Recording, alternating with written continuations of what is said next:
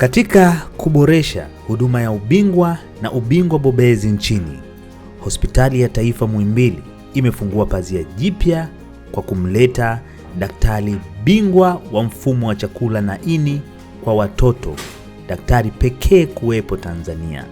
Hii yote ni katika kutekeleza na kuboresha sekta ya afya, ambapo serikali imeweka miundombinu ya kutosha, teknolojia ya kutosha na kupeleka wataalamu kwenda kubobea katika tiba mbalimbali.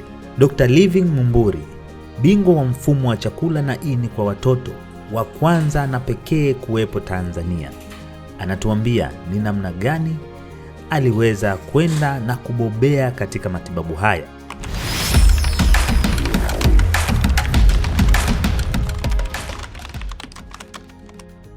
Mimi ni daktari wa kwanza wa mfumo wa chakula na ini kwa watoto hapa nchini Tanzania.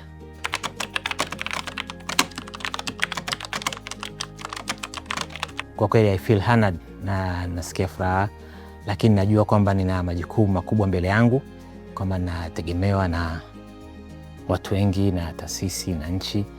Kwa hiyo nina jukumu pia la kuweza pass knowledge ambayo nimeisoma kwa wenzangu, na pia kuweza kuwashawishi au kuwachachu kwa wenzangu kuweza pia kwenda kufanya mafunzo kama haya.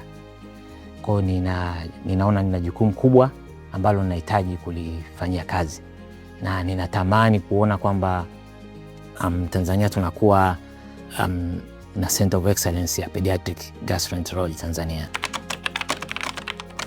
Hii ilikuwa ni kutokana na mimi kuwa nahudumia watoto katika kliniki, kwa sababu kabla ya kwenda kusoma nilikuwa nikifanya service kama daktari pediatrician kwenye mfumo wa kuanza kuona watoto wenye infectious disease na gastro, lakini nilijikuta kwamba napata changamoto kubwa kuweza kuwahudumia wale watoto, kwa sababu nilikuwa sina ujuzi wa kutosha kuweza kukabiliana na vitu kama hivyo, na nilianza kupata consultations nyingi kutoka hata kwa madaktari wenzangu wakileta wagonjwa wenye matatizo ya mfumo wa chakula na ini, na nikajikuta kwamba ninahitaji kuongeza ujuzi ili niweze kutoa huduma nzuri zaidi kwa wagonjwa.